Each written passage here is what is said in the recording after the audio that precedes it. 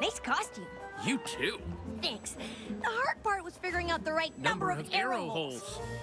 Because on page 84 of Sapphire Stone, it describes her dodging a, quote, score of arrows shooting forth from holes in the very walls, unquote. But then, on page 107, Daring Do says she, quote, barely made it past the trap's barrage of arrows, unquote. But clearly, Daring Do is embellishing, and the correct number of arrows is 20!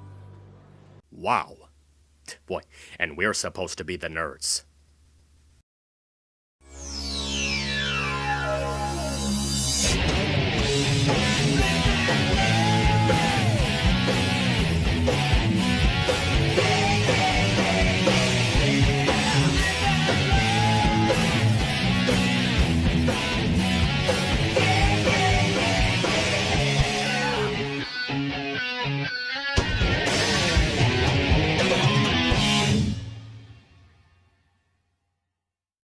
Alright, this episode made a reference to Dakimakura body pillows. This show is run by perverts, there you go.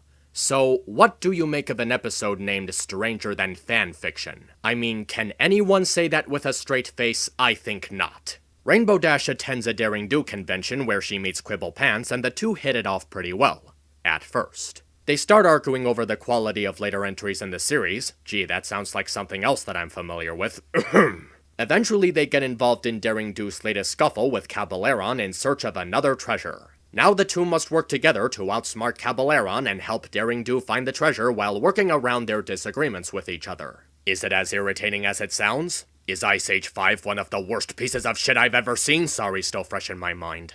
I should probably start by talking about how the episode captures the culture within fandoms and conventions. We got people dressing up in cosplay, selling merchandise, playing games, talking about shared interests, decorations, and taking pictures. Do they get it right? Yes, but it's not really the heart of the episode, and it's obviously just there to set up Dash's friendship with Quibble just to reel them into arguing for most of the episode. It's appreciated that the staff have a sense of what it's like being at a convention. Considering that I've been to a couple of them myself, it's pretty accurate. But I'd be lying if I said it wasn't a method of padding too. It's distracting, but it's nice to watch. The main focus of the episode is Dash and Quibble being pitted next to each other, and the scenes featuring the two of them arguing get fairly repetitive and boring. It felt like the writer behind the episode wanted to capture the experience of fans within their own base having different points of view. It's basically a look into broken bases. Even if it's accurate to how it really happens in fandoms, it's still not a fun way to watch the episode. All the time spent on these two arguing could have been spent on developing other things in the episode. More exploration, more set pieces in the temples, more elaborate puzzle solving, more high-stakes conflict with the villain. Things that people actually want to see when they think of Indiana Jones. It's not done in the worst way it could have been handled, but Dash and Quibble's constant bickering is still a major fault of the episode because there wasn't any other way to fill in the episode's 20-minute time-lapse. I should talk about Quibble as the character for this episode, and I'm fairly neutral towards him. Not because he represents the "it's ruined" side of the broken base, but because he's not as interesting as others that have been used as one-shots for their respective episodes. A lot of his time is spent expressing his nerdy knowledge on Daring Do, and the episode doesn't do anything with his dialogue or turn it in a way that makes it funny or compelling.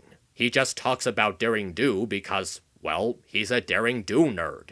Even the scenes where he works off of stuff he doesn't think is real just feels typical and dragged out. But to be fair, they actually make good use of him so he's not pointless to the story. He helps the other characters with his nerdiness by giving them advice, how to solve some puzzles, and escaping from traps. And I like the relationship he develops with Rainbow Dash. It even has a nice ending showing that even though people and fanbases have different viewpoints, they can still be good friends. Maybe some other time they'll make more fun out of the contrast between the two to best portray or make fun of broken bases. Other stuff in the episode is nice too, as the Indiana Jones stuff still stays in good form. Cartoony villains, interesting looking caves and monuments, monster chases, and nonsensical plot elements like how did Caballeron and his minions track them down without seeing where they were going? If you're gonna be like Indiana Jones, you might as well not make sense either, am I right? Stranger Than Fanfiction isn't the most exciting way to kick off the second half of Season 6, but it's certainly a serviceable episode. The Indiana Jones homages are nice, but there's a lot of times the character interactions feel too silly and off-putting. I'll probably see it again, but there's certainly other episodes that I would rewatch first. MisAnthro Pony, over and out. Do you think A.K. Yearling would consider letting me write the next book? I think I can make things way clearer. I mean, for instance, in the second adventure, there's a side character. I don't want to kind of name it right now because it's sort of this thing that I've already written a lot of fan fiction on. I don't want, not that I'm saying that you would steal it, but I am saying that this would totally go along my whole thing about puzzle solving, except what if each puzzle that was solved unlocked a new karate move? Think of it that way, right? I mean, I'm kind of a yearlight myself, so I'm sure she'd be open to... Quibble? Sorry?